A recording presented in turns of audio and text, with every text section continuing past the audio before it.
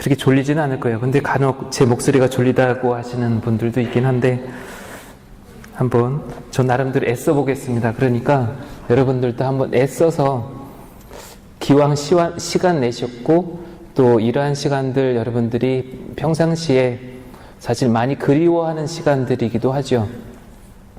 우리가 영적인 여정을 걸어가는 데 있어서 뭐 매일같이 영화처럼 드라마처럼 그런 어떤 일상이 아니기 때문에 때로는 루틴한 그런 어떤 삶 속에서 그래도 이러한 시간들은 여러분들에게 그래도 좀 작은 하나의 그런 단비가 되지 않을까 생각을 합니다.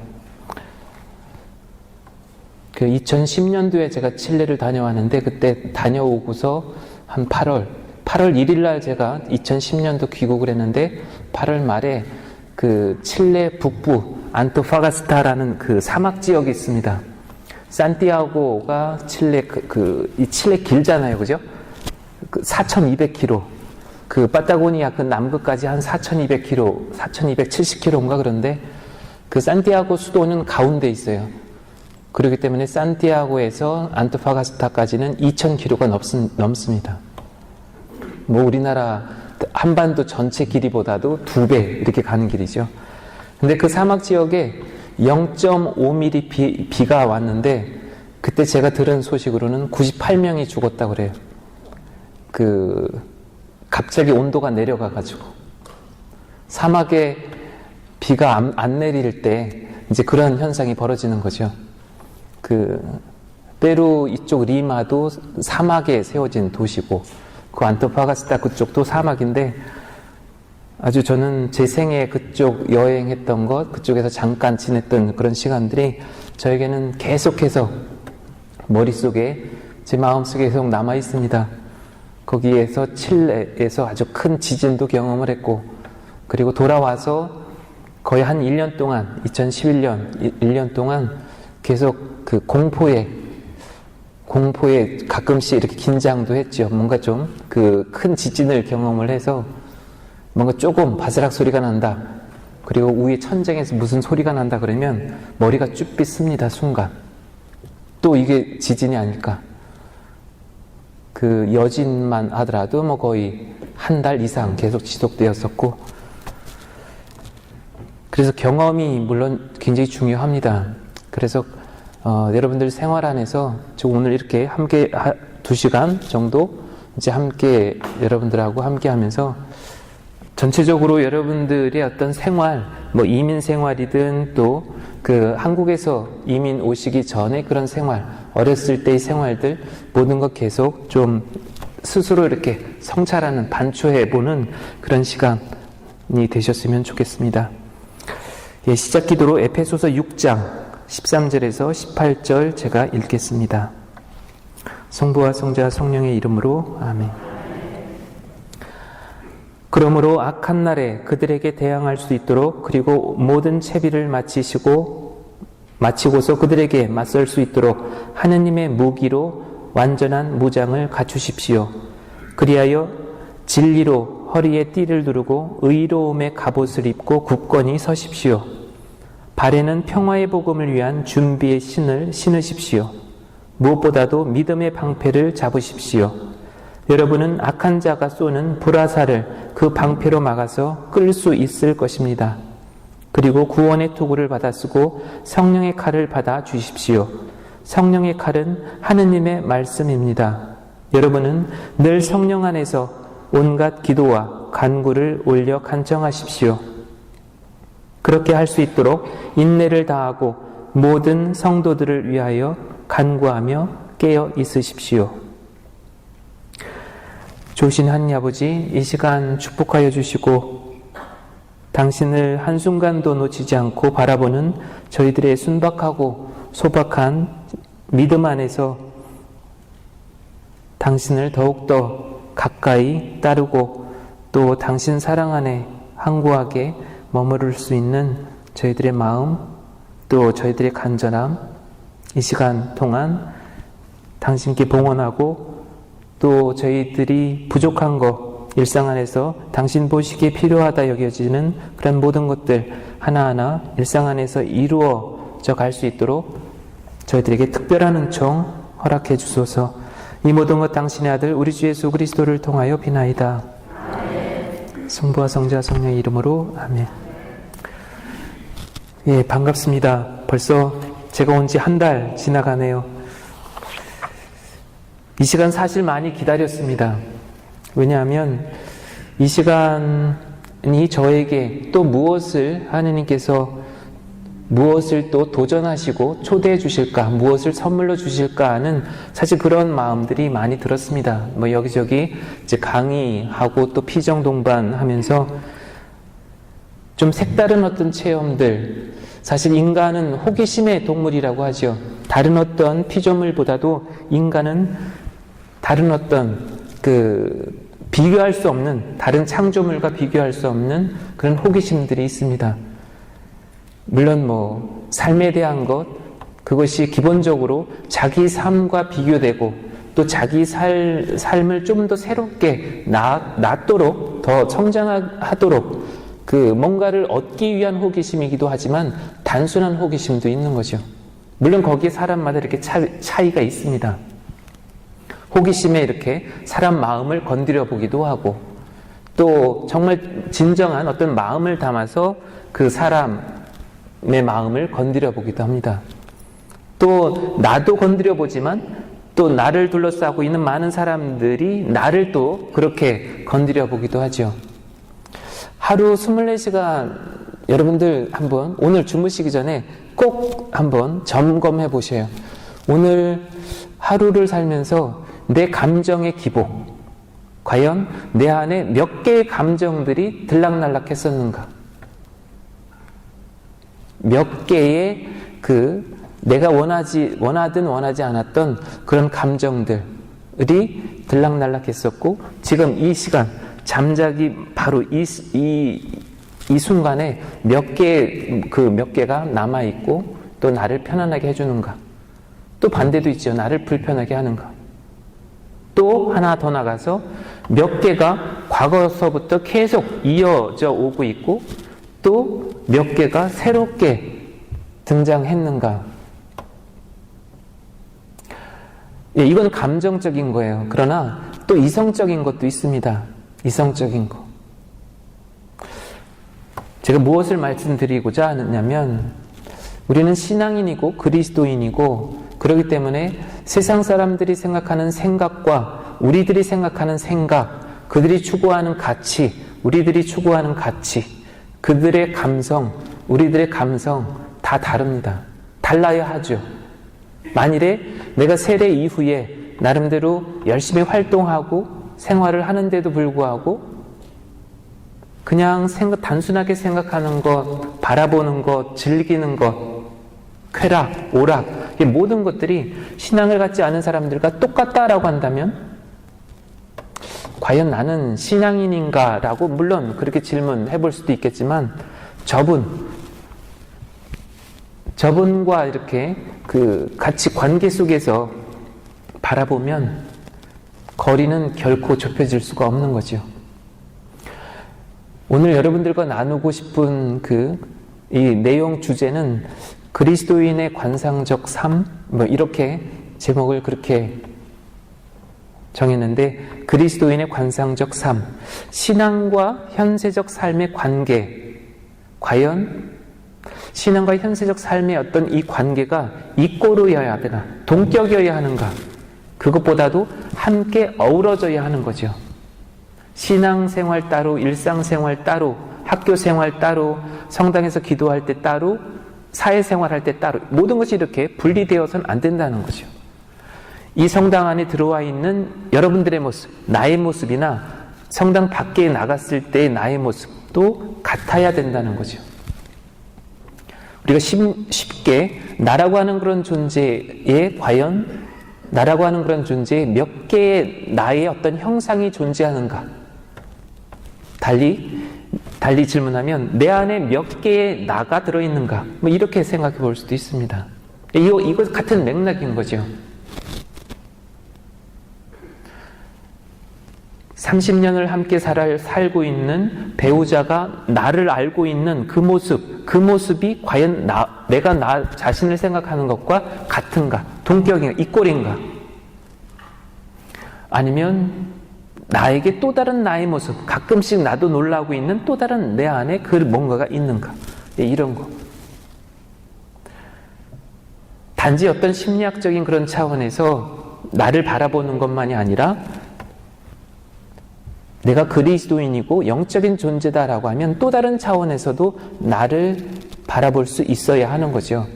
그래서 하루 24시간 살아온 그 나 자신의 이러한 모습들, 내면 감정적인 것, 감성적인 면, 이성적인 면, 또 오늘 물리적으로 실질적으로 사람들과의 그런 관계 안에서 나눈 대화들, 행동들, 그런 여러 가지를 되돌아보는 것. 사실 그것이 기도인 거잖아요. 주무시기 전에 하는 기도. 기도가 오늘은 매일같이 내가 묵주기도 몇 단을 해야 되는데, 아니면 오늘 매일 미사를 봉헌하려고 했는데 오늘 못했다. 그렇기 때문에 내가 마음이 조금 불편하다. 어떤 그런 차원에서만이 아니라 그런 어떤 여러 가지 그 총체적인 나를 되돌아보는 것을 우리가 기도라고 하는 그런 카테고리 안에 집어넣을 수가 있습니다. 또 기도는 생각의 나열인가? 한번 생각해 보세요. 여러분들이 성체조배를 한다. 20분, 30분 성체조배를 한다고 할 때 어떤 사람들은 기도하기 좀 힘들어하는 사람들 같은 경우는 뭐가 있어야 돼요.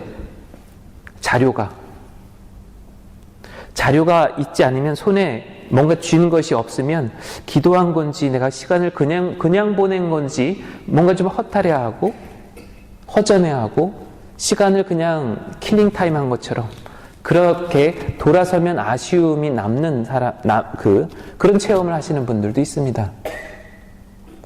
이것이 여러분들의 현실이기도 해요. 매일 내가 퇴근하기 전에 성당에 와서 30분, 1시간 성체조배한다. 성당에서 예수님과 좀 대화를 나누고 간다라고 할 때 뭔가 눈에 들어오는 어떤 기도서나 어떤 성경 말씀이나 이런 것이 없으면 기도로 인정하지 않는 것. 이런 어떤 익숙해져 있는 나 자신의 어떤 신앙인으로서 지나온 시간들도 이렇게 되돌아볼 필요가 있는 거죠.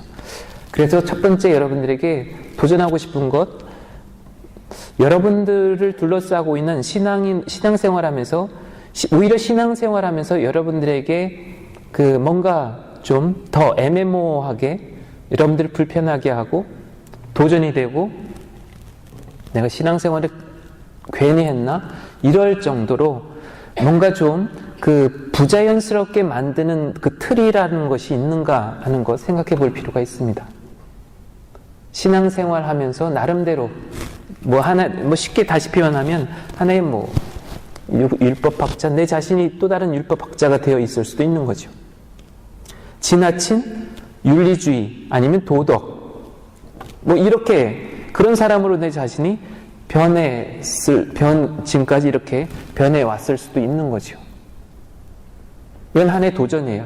그래서 여러분들에게 있어서의 어떤 신앙생활 하면서 나름대로 나도 모르게 형성된 틀이 있는가? 또 그런 것을 가지고 왜 그런 옛날에 그 표현 왁구라고 하나요? 아니면 벽돌 찍어내는 그걸 뭐라 그러죠? 예, 그것처럼 그것이 하나의 그런 잣대가 돼서 함께 살고 있는 가정공동체에서 가족들을 판단하고 가족들의 어떤 일상생활을 나름대로 이렇게 구분짓고 평가하는 어떤 그런 잣대, 기준이 되고 있지는 않는가. 이것도 하나의 화두죠. 하나의 그런 여러분들 스스로 생각해 보실 수 있는 하나의 그런 기도 자료가 될 수도 있습니다. 그리스도인으로서 관상한다는 그런 삶이라고 하는 것은 일상 안에서의 그런 삶 자체가 우리가 아침에 눈을 뜨고 또 주무실 때 눈을 감고 또 주무시면서까지 어떤 무의식 세계 안에서도 우리는 끊임없이 뭔가를 바라보고 있고 기다리고 있고 소통하려고 하고 화해하려고 하고 나를 표현하려고 하고 내가 누군지 확인받고 싶어하는 이런 그런 깊은 딥 디자이어가 있어야 한다는 거죠. 스피리추얼 디자이어. 아니면 그걸 통해서 스피리추얼 디선먼트를 하고 싶어 하는 거죠. 이거는 여러분들이 보다 더 깨어있는 어떤 신앙인으로서, 그리고 아까 시작 기도로 읽었던 에페소서 6장 13절에서 18절, 하느님의 무기로 내가 무장한다는 것이 어떤 의미인가? 하느님의 무기, 물리적인 어떤 그런 무기, 세상의 어떤 뭔가를 내가 판단하고 평가하고 그리고 답을 줘야만 하고 하느님 믿지 않는 사람들에게 그러면 안 돼라고 어떤 그 엄포를 놓고 너 그러면 구원 못 받아 이런 것이 아니라 하느님의 무기라는 것이 뭡니까? 예수 그리스도인 것이요. 예수 그리스도의 삶, 예수 그리스도가 걸어가신 그 십자가의 여정을 바라보면서 나 자신도 저분처럼 십자가의 여정을 걸어가고 싶은데 과연 내가 짊어지고 가야 하는 나의 십자가는 무엇인가 하는 거죠. 근데 또 중요한 건 그냥 내가 짊어지고 가는 십자가 지금 맞는 것 같다. 그런데 때를 따라서는 그 내용도 살펴볼 필요가 있습니다. 나의 십자가 그 안에 어떤 내용들로 가득 채워져 있는가. 여기에 사람도 들어있을 수 있고 내 자신의 어떤 부족함, 내 자신의 상처, 고통, 그냥 지워버리고 싶은, 딜리트하고 싶은 그런 과거의 이런 초라한 부끄러운 모습들도 들어있을 수 있습니다. 근데 무엇 하나 의도적으로 그것을 그냥 보기 싫어서 지워버릴 수 있는 것이 아니라는 거죠. 저분은 결코 그것을 원하시지 않습니다. 있는 그대로의 나를 많이 바라시는 거죠. 있는 그대로의 모습, 그리고 있는 그대로 내가 꼭 짊어지고 가야 하는 그런 십자가를 통해서 나중에 천국문을 여는 거죠. 남편의 십자가를 통해서 내가 대신 내가 들어가는 그 십자가, 내가 들어가야 하는 어떤 그 십자가 키에 맞는 그 구멍하고는 맞지가 않습니다. 불행하게도. 그래서 구원 문제는 아까 복음 독서 때도 말씀드렸던 것처럼 구원은 개인적인 차원이지 남편이 아내가 아들, 딸 그 신앙생활을 하지 않는다고 해서 내가 대신 희생할 수는 있겠지만 구원 대신 그 구원을 위해서 내가 대신 그 모든 것을 봉헌한다고 해서 가족들이 구원 받으리라는 보장은 없다라는 거죠. 그래서 관상한다는 것, 그리스도인으로서 관상한다는 것, 바라본다는 것이 과연 뭔가? 여러분들에게 이미지 하나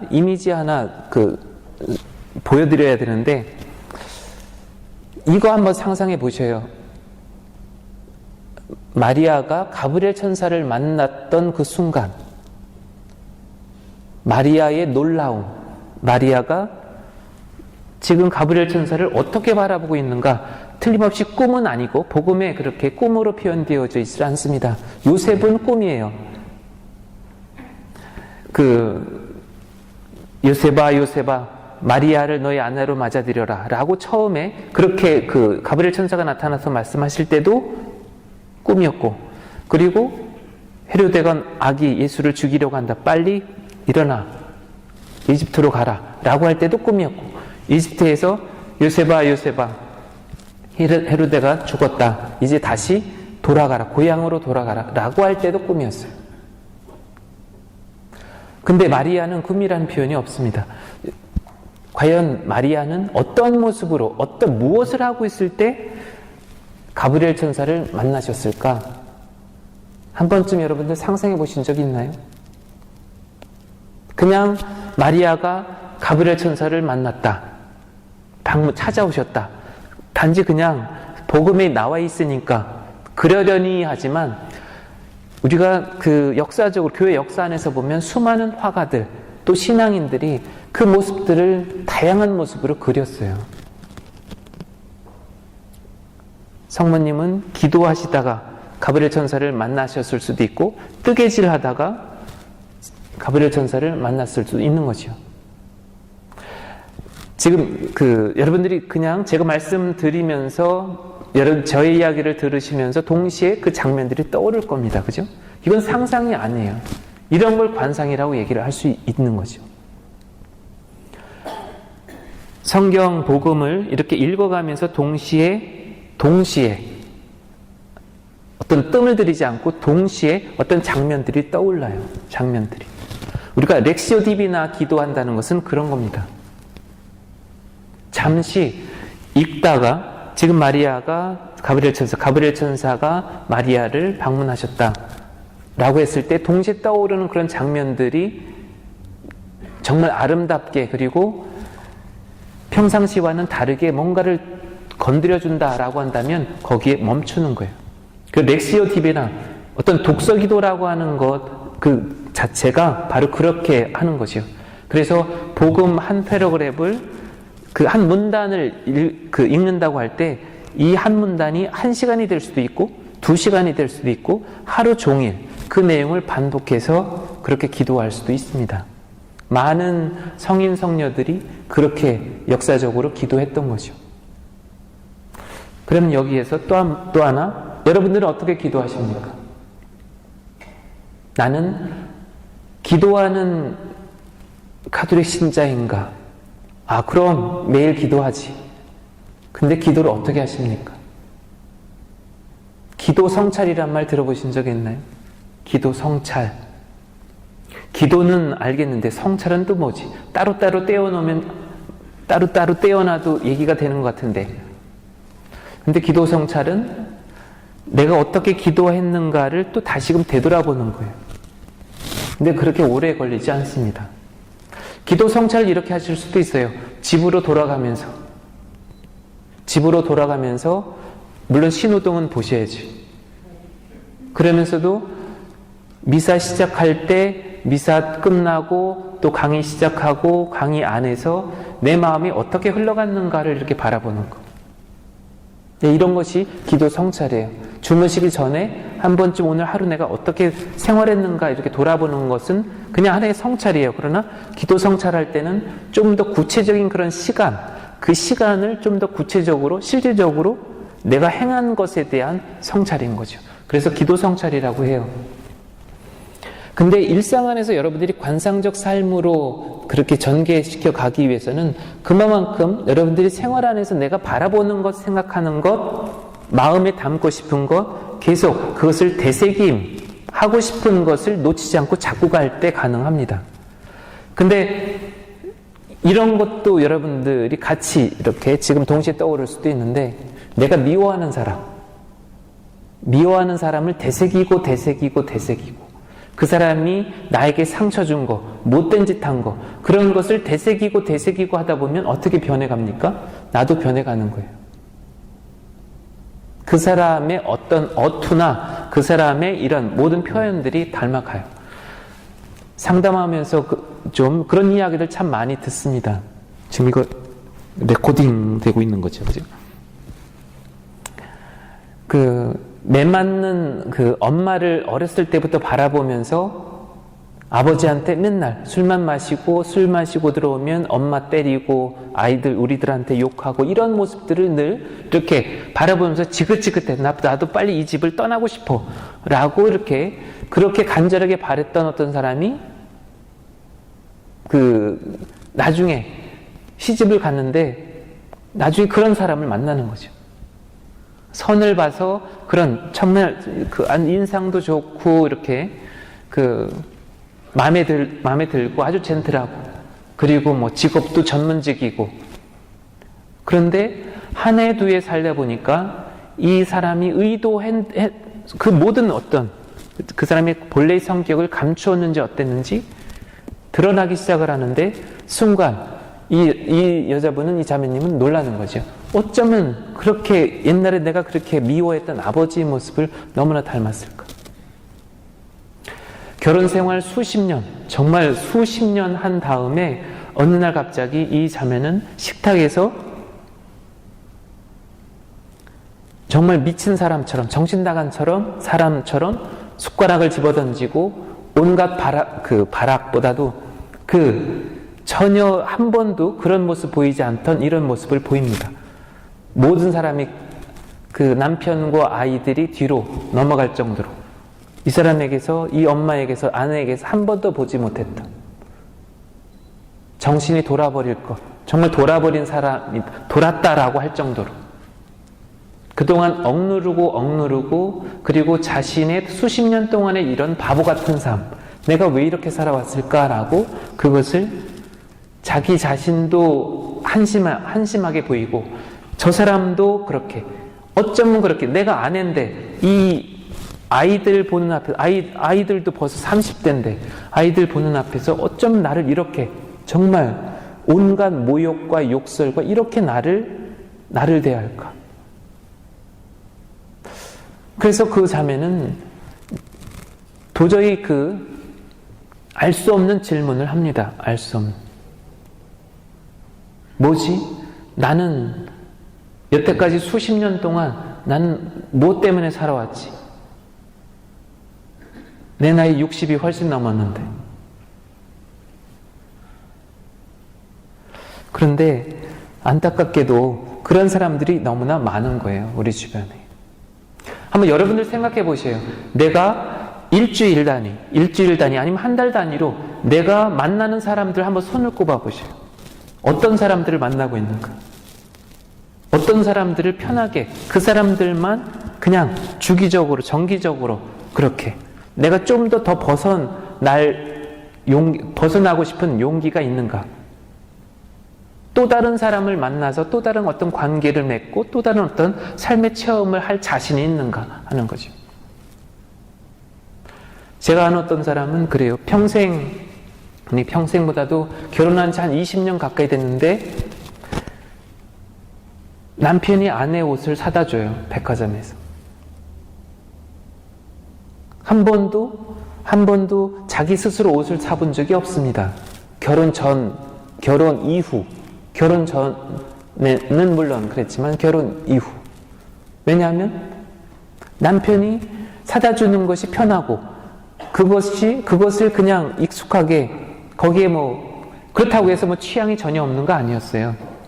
그런데 어느새 그렇게 내가 맞추다 보니까 어느새 내 자신은 인형이 되어버리는 거죠. 공감하세요? 그 상황 그려지죠, 그죠? 내 자신이 남편의 인형. 그렇다고 해서 나를 함부로 대하는 건 아니지만 자기를 보면서 늘 웃어주길 바라고 자기 이외에 한 번도 외출해 본 적이 없고 그런데 불편함을 몰랐습니다. 근데 저는 이 두 분을 만나면서 이 자매님을 제가 180도 바꿔놨죠. 제가 보니까 자매님 헤어스타일이 왜 그래요? 저는 솔직하게 얘기를 했죠. 자매님은 헤어스타일을 이렇게 바꿔보면 훨씬 더 얼굴 밝고 이제 그러실 텐데 왜 그렇죠? 저는 이런 전후 사정 아무것도 모르고 저는 그렇게 얘기를 한 거죠. 근데 그런 한마디가 남편과 아내에게는 충격이었습니다. 왜냐하면 한 번도 그런 얘기를 들어본 적이 없었대요. 그리고 저처럼 솔직하게 얘기하는 사람도 없었고. 그분들을 몇 년을 만났는데 몇 년 만나고 그 다음에 멀리 이민을 가버렸어요. 그래서 이제 그 다음에 그 소식을 모르는데 한 번 소식을 들었고 지금 잘 사시는 것 같아요. 다른 나라에서. 아마 여기에서 가까운 곳에서. 근데 이분이 저는 이제 결과적으로 긍정적인 거예요. 좋은 거죠. 그게 뭐였었냐면, 남자분은 전자공학을 하셨고, 여자분은 철학을 전공을 했는데, 철학을 전공하고, 이제, 이렇게 그동안 그냥 살은 거죠. 근데 저랑 이야기를 나누면서, 비로소 그 자매님 안에 들어있던 에너지가 나오기 시작했던 거죠. 아마 여러분들 공감하실 거예요. 연애하실 때 남편과 내가 아니면 아내와 내가 전혀 다른 어떤 이질적인 문화, 어떤 가정 환경이든 어떤 내면 안에 있는 것, 이제 이런 부분들을 서로 다른 어떤 환경 속에서 만나서 지금까지 결혼 생활 하시면서 서로 우리는 다르구나. 뭐죠? 옛날에 금성과 화성이었나? 그 책 있었죠? 이게 서로 다른 어떤 별에서 왔기 때문에 서로 공감할 수 있는 부분, 물론 호기심, 여기서 이제 호기심이 이야기가 될 수 있죠. 호기심 때문에 서로 관심이 있었고, 그런데 시간이 지나면서부터 이건 호기심으로서 끝냈어야만 됐었구나라는 어떤 후회, 이제 이런 부분들도 있는 거죠. 그렇지만 어떻게 또 새롭게 바라보고자 하는가에 따라서 달라질 수 있다라는 거예요. 앞에 제가 말씀드렸던 그 부분은 어떻게 되는지 모르겠습니다. 이혼하셨는지, 60이 넘으셔서 이혼하셨는지, 마침내 본인 스스로 어떤 그 남편으로부터의 그런 해방을 맞이하셨는지 모르겠고, 그다음에 두 번째 그 부분은 훨씬 더 좋아졌어요. 그리고 이 남편도 아내의 어떤 아름다움, 아내의 어떤 내적인 것, 또 외적인 것, 이렇게 아내가 마음껏 자신의 어떤 그런 에너지를 마음껏 표현하고 있구나 하는 것을 그 남편도 많이 깨달은 거죠. 그래서 그 두 사람의 그런 그 관계가 훨씬 더 긍정적으로 호전되어 그런 모습 보고 그분들 헤어졌어요. 그 그리스도인으로서 신앙인으로서의 이런 그 관상적 삶을 살아간다는 것은 단지 의지적인 어떤 심리적인 경험적인 어떤 그런 차원이 아니라, 이성적인 그런 차원만이 아니라 그것을 분리시키는 것도 아니고 그것을 종합적으로 총체적으로 그리고 거기에 신앙이라고 하는 것, 물론 로마서 8장에 그런 말씀이 있죠. 우리가 보이는 것을 누가 희망합니까? 우리는 보이지 않는 것을 희망합니다 라고 얘기를 하잖아요. 알 수 없는 삶에 대한 큰 물음, 삶에 대한 그런 큰 물음을 우리가 보편적으로 신앙생활을 하든 안 하든 모든 사람들이 그런 큰 보편적인 그런 질문을 안고 가는 거죠. 그런데 그런 질문을 안고 가는데 여기에 신앙이라고 하는 것은 어떤 역할을 하는가, 무엇을 우리에게 주는가 하면 좀 더 인내하게 만들고, 좀 더 포용하게 하고, 좀 더 자신의 부족함, 자신의 인간적인 한계에 대해서 수긍하게 만들고, 또 그렇기 때문에 타인에 대해서 관대해져야 한다는 것도 배우게 되는 거죠. 그리고 옛날 그 히랍 시대의 소크라테스가 수많은 소피스트들, 철학자들, 잘난 척하는 사람들을 공략했던, 너 자신은 더 알아라. 내가 알면 얼마나 알까? 과연 너가 모르는 것에 대해서 너는 한 번도 알려고 하지 않는구나 라고 멋지게 한방 날리는 그 소크라테스처럼 내가 무엇에 대해서 모르고 있는가? 교만하다, 우리가 잘난 척한다 라고 할 때 그 의미가 뭡니까? 저 사람은 더 이상 배울 것이 없는 사람, 이건 거잖아요. 그죠? 저 사람은 더 이상 뭔가 이렇게 바늘로 찔러도 피 한 방울 안 나올 사람이다. 냉혹한 사람이다. 뭔가 한 번도 미안하다, 고맙다라는 말을 한 번도 하지 않는구나. 맹자의 인의 예지를 전혀 모르는 사람이구나 라고 하는 사람들도 있지 않습니까? 왜 그런 말도 있어요. 나는 예수에 대해서 알고 싶은 것이지 그분을 나는 믿고 싶지는 않다라고. 그분을 신앙의 어떤 그런 메시아로, 구세주로 나는 그래서 교리는 한 서너 번 교리는 전 과정을 다 마치는데도 영세는 안 받는 사람들이 있는 거죠. 예, 그런 사람도 사실 봤습니다. 제가 열심히 교리를 가르쳤는데 나중에 막상 교리 영세 때 안 나오셨어요. 근데 알고 봤더니 그분 부인이 개신교 열심한 신자였어요. 영세 받으려고 하다 보니까 부인 얼굴이 떠오르더라는 거죠. 다시 싸울 거 생각하니까. 그러다가 한 학기 지나서 다시 찾아오셨습니다. 저 세례 받고 싶습니다.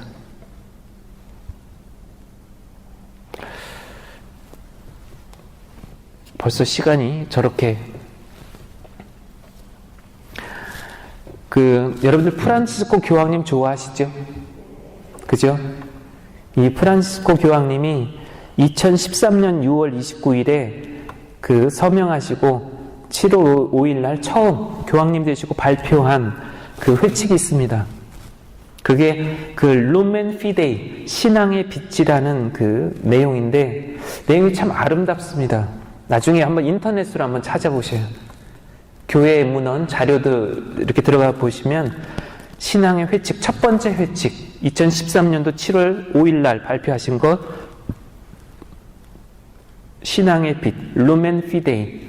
여기서 정의를 이렇게 내리십니다. 사실 이거는 그 베네딕토 16세께서 그 제2차 바티칸 공의회 50주년을 기해서 내신 것을 좀 이렇게 그 디벨롭 시킨 거죠. 조금 발전적으로. 그리고 당신의 경험, 그리고 또 당신이 그 보시는 오늘날 교회와 세상에 대해서, 그리고 신자들이 좀 되새겨야 될 이런 부분들을 정리를 하신 거죠. 근데 저는 이 부분을 계속 되새기게 됩니다. 이분 뭐라고 표현을 하시냐면, 신앙은 모든 인간 실존을 밝혀주고 인간이 선을 악에서 구별해내도록 도와줄 수 있다. 신앙이 진리 추구와 반대되는 환상으로 보이고 인간의 자유를 가로막는 것으로 여겨지는 이 시대에 더욱 그러하다. 멋지지 않습니까? 올바른 신앙, 제가 말씀드리는 건 건강한 신앙 얘기하는 거예요. 건강한 신앙. 너무 감성적으로, 감정적으로 치우치고 맹목적으로 자기 자신의 존재를 온전히 잃어버리는, 자신이 누구인지, 내가 가정에 있는지, 혹시 내가 옛날에 혹시 수도자가 아니었을까? 라고 해서 일주일에 예를 들면 3, 4일 정도는 내가 성당에 간다. 성당에서 봉사활동한다. 그래서 가족들이 그것 때문에 불만이 많다라고 한다면 하루씩 줄여나가셔요. 옛날에 제 친구 중에 한 친구가 그 외국 유학 중에 힘드니까, 다른 언어로 공부하기 힘들고 이제 그러니까 성당에 매일 갔다고 합니다. 근데 뭐 유럽 성당 아시잖아요. 그 친구는 독일에서 공부했는데. 근데 맨날 그 성당 주일미사, 아니 그 평일미사에 가니까 이 할아버지 신부님이, 이 노인 신부님이 다들 여러분들 아시잖아요. 그죠? 독서하고 화답송하고 알렐루야하고 복음 읽고 다 하잖아요. 그죠? 미사 차리는 거 혼자 당신 다 하시고, 끝나면 또 당신이 정리해서 제 입방 가시고. 유럽 교회 실상인 거죠. 근데 저 가운데, 그래서 저 뒷부분에 이 젊은 아가씨가 매일같이 이렇게 미사 오니까 계속 궁금해 하시다가 미사 끝나고 이렇게 부르대요. 이렇게. 혹시 여기 수도자, 수녀냐고. 아닙니다. 저 유학생이라고. 그랬더니 너 여기 매일 오지 마. 일주일에 한 번만 와. 그 시간에 가서 공부해. 그 표현 어떠십니까, 여러분들? 그게 더 타당한 것 같지 않아요? 근데 또 그 친구 입장에서는 힘들고, 그나마 말도 안 되고, 어느 누구 친구도 없고, 갈 데도 없고, 성당에 가서 위로받고 싶었고, 그리고 뭐 미사 몇 시간 하는 것도 아니고, 또 그 친구는 그렇게 나름대로 어떤 타당성이 있는 거죠. 근데 그 신문이 바라볼 때는 그것이 아니었던 거죠. 또 무엇이 더 우선인가? 이분은 여기 매일 오는 것보다 와서 뭐 신앙생활 하는 거, 위로받는 거 물론 좋죠. 그러나 당신 보시기에는 빨리 이 친구가 모든 걸 끝내고 이제 자신의 자리로 돌아가야 한다라는 어떤 그런 생각을 하셨던 것 같습니다. 그래서 건강한 신앙, 여기서 건강한 신앙생활을 할 때 우리가 선과 악, 그리고 생활의 어떤 균형을 어떻게 이루어가야 하는지, 또 비로소 다른 사람들에 있어서 내 자신이 영적 동반자가 되어줄 수가 있는 거죠. 내가 물에 빠진 사람 내가 건져준다고 할 때 내 나름대로 뭔가를 잡고 있지 않으면, 그리고 이 사람보다 내가 2배, 3배 충분히 수영을 잘하고 충분히 내가 끌어내올 수 있지 않은 이상은 쉽게 물에 뛰어드는 거 아니라는 거죠. 대부분 같이 죽죠. 같이 죽습니다. 얼마 전에 사제관에 여호와 증인 또 이 두 분이 찾아오셨어요. 그래서 참 이상하다. 야, 여기서 어떻게 한국 사람이 있는 줄 알고 어떻게 찾아왔을까? 저는 신기해서 하시모님한테 그랬더니 여기 다 알고 있습니다. 그래 누가 들락날락 하는지 아니면 뭐 이 사람들 이 데이터에 이 레이더에 다 잡혀 있다고. 그래서 보니까 그런 것 같아요. 어디서 오셨습니까? 그랬더니 여호와 증인들이래요. 그래서 저는 또 친절하게 설명을 했죠. 여기는 사제관입니다. 천주교. 저 신부고. 그래서 옆에 중국 사람들이 있으니까 거기를 한번 가보십시오. 저한테는 전도하실 필요가 없어요. 그러니까 옆으로 중국 사람한테 가십시오. 그랬더니 아 그러시냐고. 그러면서 또 파수대. 이제 파수대.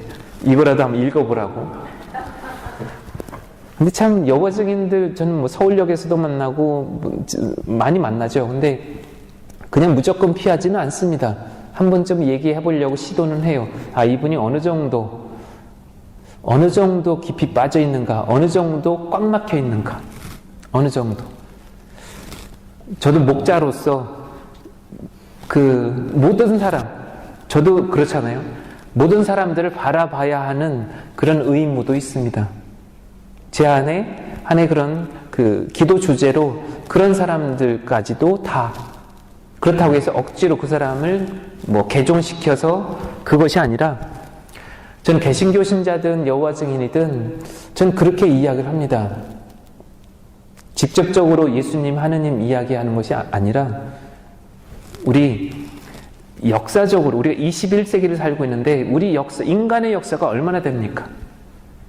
가깝게는 2000년, 그 전, 뭐 몇천 년, 우리 역사, 이것이 활자화가 되고 지금 데이터가 남아있고 또 수많은 어떤 연구 논문들이 발표가 됐고 이제 이런 어떤 역사, 인류 역사, 세계사, 교회사 그 맥락 안에서 어떤 때로는 인간학적 차원에서 또 철학 그 차원에서 한번 보자.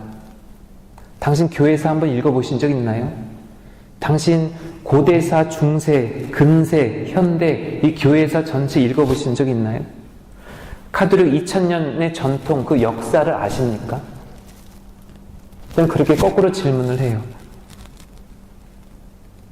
수많은 성인 성녀들 그리고 초대교회 때 화영대에 올라갔던 많은 순교자들 또 조선시대 그 양반 중심으로 해서 생겨난 한국 카톨릭 교회의 그 역사 그 사람들이 저보다 당신보다 다들 바보였겠습니까?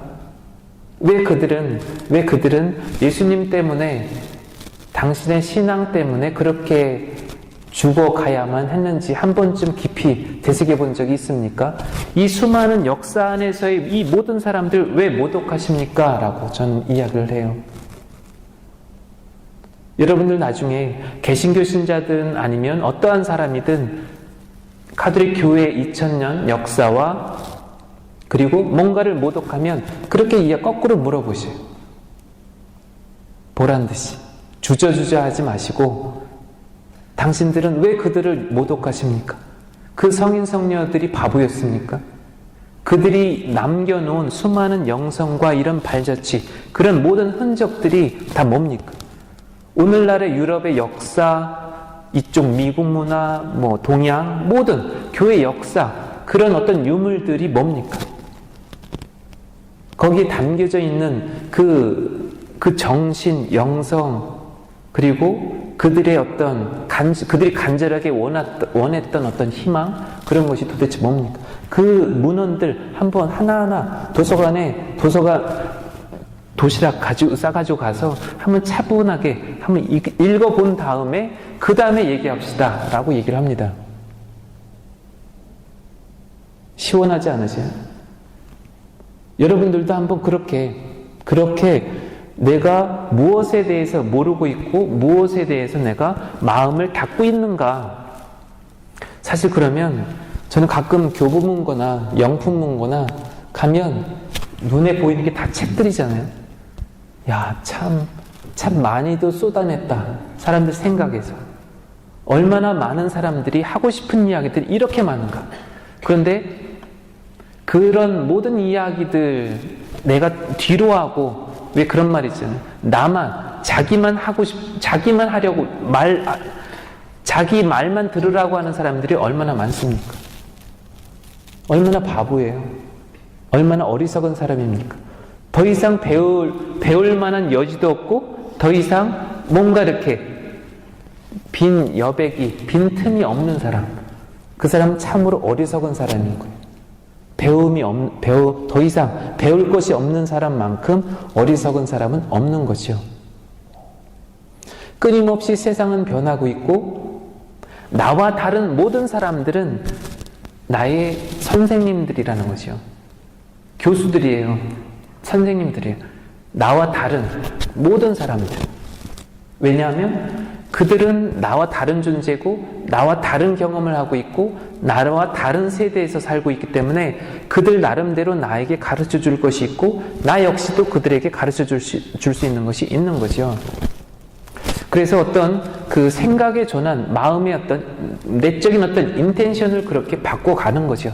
그러다 보면 우리가 무엇을 바라봐야 하고 무엇을 숙고해야 하는가 자연스럽게 그 어떤 결과물이 있습니다. 이 프란시스 교황님은 여기에서 그 서론에 그런 얘기가 있어, 그런 말씀을 하셔요. 믿는 사람은 진정으로 본다. 순수하게 믿는 사람들은 생각으로서가 아니라 뭔가 억지로 만들어내는 어떤 그런 것이 아니라 그런 사람들을 본다는 거죠. 마음으로 본다는 것. 어떤 그 영어의 인투이션이 있죠. 인사이트라는 것. 불교의 어떤 도노점수 하는 거 뭡니까? 척 보면 모든 것 그냥 순간 깨닫는 것. 이심전심. 신앙생활 한다는 보이지 않고 말씀, 우리가 어떤 그런 매일같이 어떤 복음 말씀을 듣고, 그리고 또 이러한 전례 안에서, 미사 전례 안에서 뭔가 어떤 뭉클해지는 것, 또 사제의 강론이나 사제의 어떤 그 제스천, 행동, 전례, 이러한 모든 것들을 통해서 뭔가 이렇게 자연스럽게 내 자신, 뭔가 냉혹하고 냉정하고 뭔가 이런 어떤 무뚝뚝한 내 마음을 자연스럽게 터치할 수 있도록 나를 열어놓는 거죠. 수영장에서 수영하면서 온몸에 힘을 잔뜩 주는 사람 있습니까? 가라앉죠. 힘 좀 빼라, 힘 좀 빼라라는 그런 말을 많이 하잖아요. 일상 안에서. 너 왜 이렇게 힘 주면서 하니? 너 왜 이렇게 기부스를 많이 해? 이런 거. 한국에는 뭐 그런 이야기들 많이 하죠. 그 사제들의 어떤 목기부스, 사제들의 목기부스, 그런 이야기들 많이 합니다. 아마 여러분들도 많이 느끼시죠, 그죠? 때로는 그 사제, 왜 그런 우스개 이야기가 있습니다. 여담이 있죠. 이 말씀 드리고 잠깐 쉬겠습니다. 그 어느 신부님 미사 때 그 저 가운데 앉아 계시는 할머니가, 그 할머니 연세 드시면 계속 주무시는 거예요. 계속.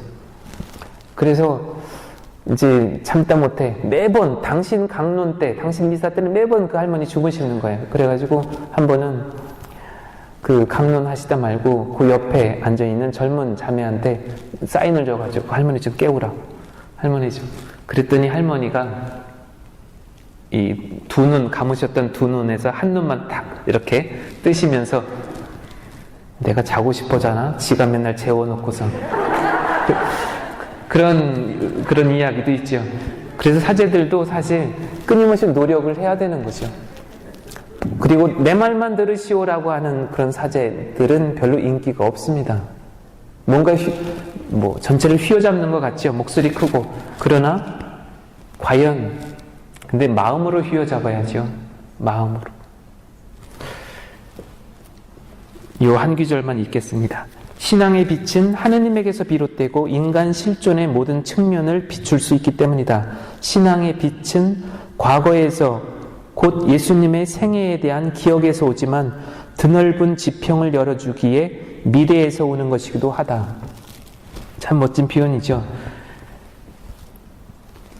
예수님 생애에 대한 기억에서도 오지만 드넓은 지평을 열어주기에 미래, 다가오는 시간들을 바라볼 수 있고 또 내 자신이 계속 준비해 나갈 수 있는 어떤 지혜, 그리고 현실적으로 그 사람이 처해 있는 여러 가지 어려움들을 타파해 나갈 수 있는 그런 강인함, 굳건함, 흔들리지 않는 이러한